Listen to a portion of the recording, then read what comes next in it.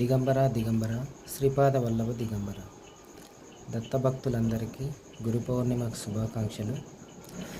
నేను మొదట్లో చాలా హెల్త్ ఇష్యూస్ కానీ ఆర్థికంగా కానీ చాలా ఇబ్బందుల్లో ఉన్నాను.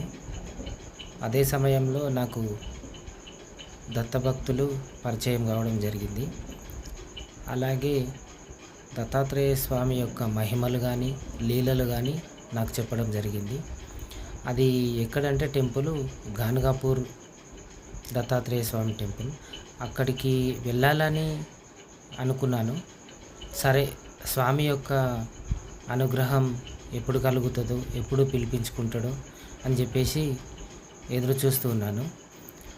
ఆ తరుణంలోనే నేను ఒక వారం రోజులు తన ధ్యానం మెడిటేషన్ చేయడం కానీ, ఇంట్లో పూజ చేసుకోవడం కానీ అలా జరుగుతున్న మరుక్షణమే ఒక వారం రోజుల్లో నన్ను పిలవడం జరిగింది. నిద్రలో కలలాగా రావడం అలా జరిగిందనమాట.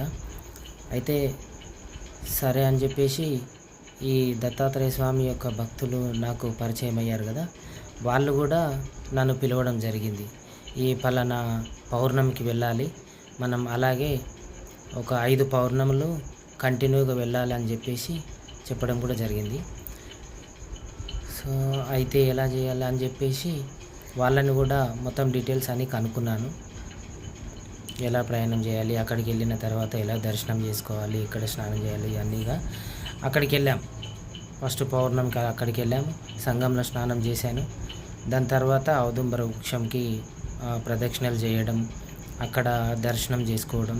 దాని తర్వాత మళ్ళీ నృసింహ సరస్వతి అని చెప్పేసి ఆయన మరొక అవతారం దత్తాత్రేయ స్వామి, అక్కడ కూడా దర్శనం చేసుకోవడం జరిగింది.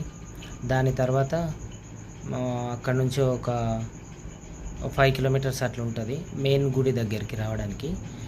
అక్కడ నుంచి ఆటోలో రావడం జరిగింది.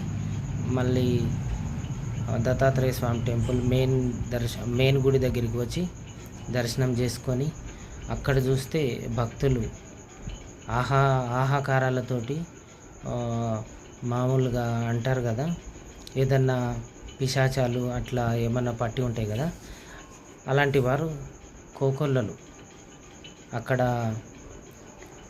మెయిన్ గుడి దర్శనం హారతి సమయంలో వాళ్ళని చూస్తుంటే ఒక రకమైన ఫీలింగ్, భయాందోళన కూడా కలుగుతుంటుంది.